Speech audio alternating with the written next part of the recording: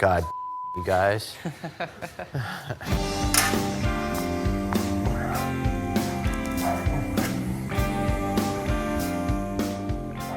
I was seeing how close it comes to the chain, if we need to jog that in a little bit. I think we do.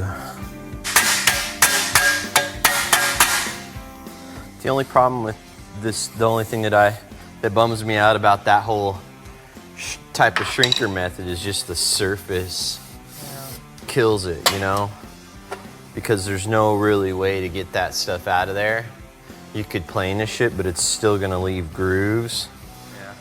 And there's no real way to get that out of there except for sanding it, you know, which removing material, which is, it's okay.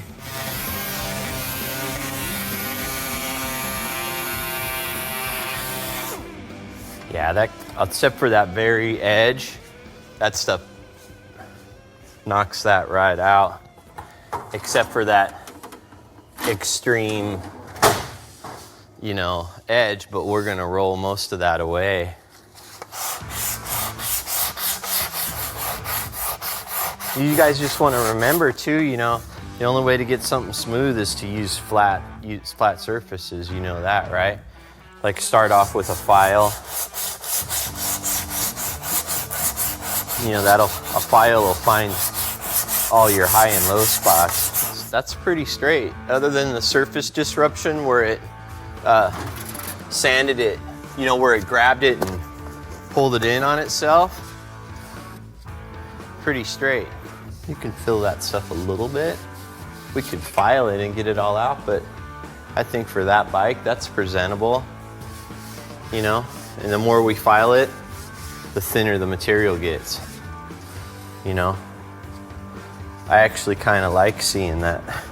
Tiger stripes. Yeah, because then then you could tell how, oh, I could look right at it and know how someone made it. Just like that, you know, where you only see you know, where you have a consistent amount of, you know, sand scratches and you're not seeing any of the low spots. You know, I'd stay away from that. You know, you can kiss that lower edge just to dress it, but that's gonna get folded anyway. And sometimes that's what metalwork's about, is like showing some restraint.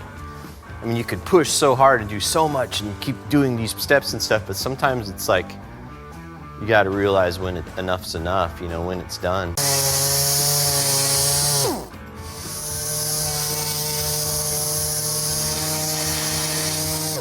Use the table so you're digging into the metal and not, because that thing, if this thing's moving, this thing isn't doing. Yeah, this needs to be locked down, so that's like working it.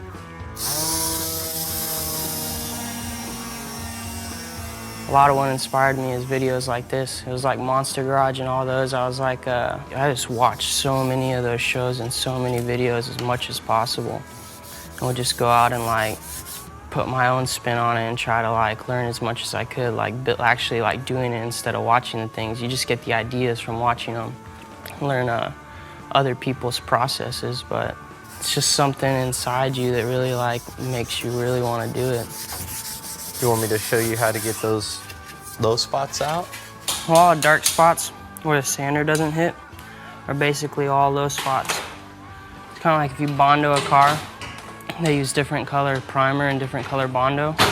So when you sand through, the different colors show you where all the low spots are at. So this, you just see a darker piece of the metal, basically.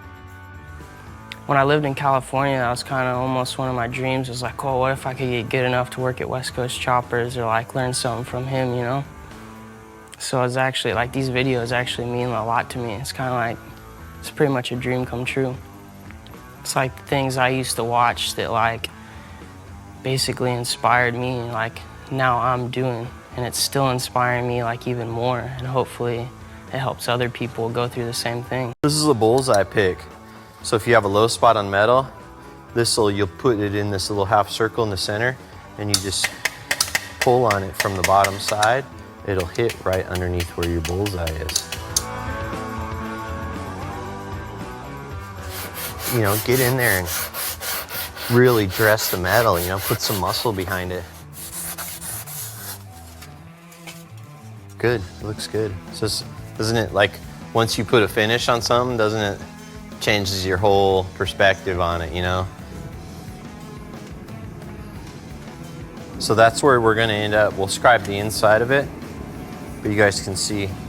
So that's where we're gonna end up. So what we have to do is, we're just gonna go straight along the edge.